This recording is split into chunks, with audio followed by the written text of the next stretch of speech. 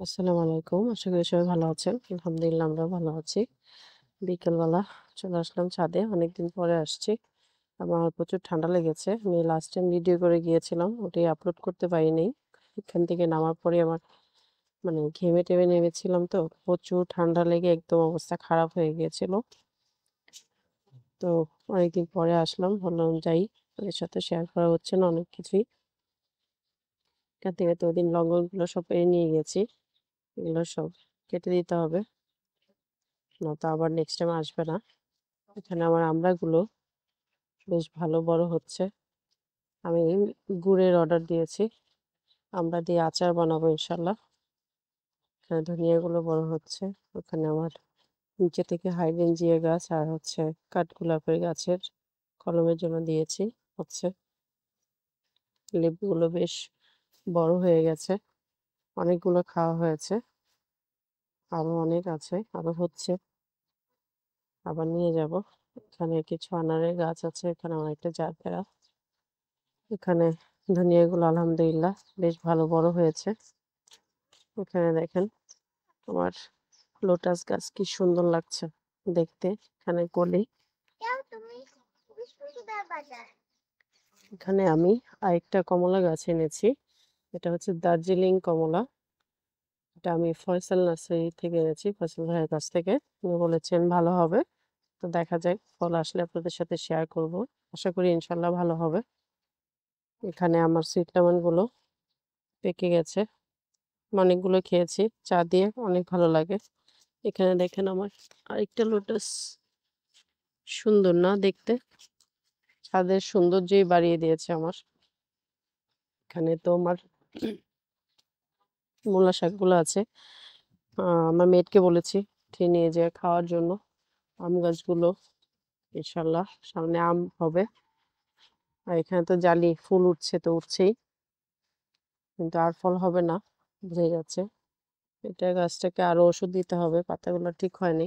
এখানে দেখেন আমার বাগান বিলাসী ফুল ফুটেছে। আর এই আতা ফুলটাতে মনে হয় না এই বছর টিকবে, কারণ যতগুলোই হচ্ছে সব পড়ে যাচ্ছে।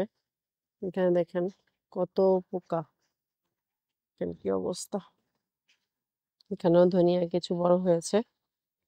তারপর আমরা আমলকি গাছটা, এখানে এই যে মাচাটাকে সেট করব। এখানে এই যে আমার আরেকটা কমলা গাছ। কমলা বা মালটা কিছু একটা হবে। এটা যখন খাবো তখন আপনাদের সাথে শেয়ার করবো। এটা আমি বুঝতেছি না আসলে কমলা কি মালটা, কোনো আইডিয়া আসলে। নার্সারি থেকে আনার সময় তো মানুষ একটা বলে, আনার পরে আরেকটা দেখেন। এখানে এটার মধ্যে দেখেন স্যাঙ্গা বসে আছে। এখানে দেখেন আপনাদের সাথে যেটা আমি শেয়ার করতে চাচ্ছিলাম, আমি অনেক রোদ ছিল সেজন্য আর এসে আপনাদের সাথে শেয়ার করা হয় নাই। আর আমার প্রচুর ঠান্ডা ছিল। এখানে দেখেন আমি আমার গোলাপ গাছগুলোকে রিপোর্টিং করেছি। রিপোর্টিং করে বড় টবে সেট করে দিয়েছি। সামনে শীতে ইনশাল্লাহ অনেক ফুল আসবে। তো এখানে আমি খুব বেশি কিছু ইউজ করিনি। এখানে গোবর আছে, কোকোপিট আছে, আহ আর আছে হচ্ছে আপনার কিছু শিংকুচি আছে, কিছু হাড়ের গুঁড়ো আছে, আর হচ্ছে আপনার কি বলে ওটাকে, আহ পটাশ যেটা, ওটা দিয়েছি। মিক্স করে মাটিগুলোকে ভালো করে শুকিয়ে রোদে, তারপর এগুলো সবগুলোকে মিক্স করে দেন আমি এগুলোকে আবার রিপোর্টিং করে দিয়েছি। সামনে শীত আসার আগে আগে আবার সব গাছ সুন্দর করে ছাঁটাই করে দিব। ছাঁটাই করে দিয়ে আবার ওষুধ দিয়ে এগুলাকে আমি একটু ভালো করে দেন আবার যদি প্রয়োজন হয় তাহলে কিছু সারও দিয়ে দিব। তো আমি এখানে 12টার মতো গাছ রিপোর্টিং করেছি। কয়েকটা গাছ ছোট আছে, ওগুলোকে ছোট টবে দিয়েছি, বাকিগুলো বড় টবে দিয়েছি। আর এখানে পাশে আমি বেডে কিছু সবজির বীজ ফেলেছি, তাদেরকে শেয়ার করেছিলাম। তো আমার এই পাশে কিছু আরো গোলাপ গাছ, অন্যান্য গাছও বাকি আছে, যেগুলোর জন্য আমার আরো টব কালেক্ট করতে হবে। তো মালি ভাইয়াকে বলেছি টবগুলো কালেক্ট করার জন্য। কালেক্ট হলে দেন সবকিছু দিয়ে আবার এগুলোকে রিপোর্টিং করে দিব। তো ইনশাল্লাহ আপনাদের সাথে আমি অবশ্যই শেয়ার করব এক এক করে যখন আমি এগুলোকে করব। ওগুলো তো প্রচুর রোদ ছিল তাই শেয়ার করতে পারিনি। আশা করি সামনে এগুলো আমি আপনার সাথে শেয়ার করতে পারবো। তো এই যে এই মাচাটা, এটাও সেট করে দিব আবার। তো সবকিছু আপনাদের সাথে শেয়ার করব।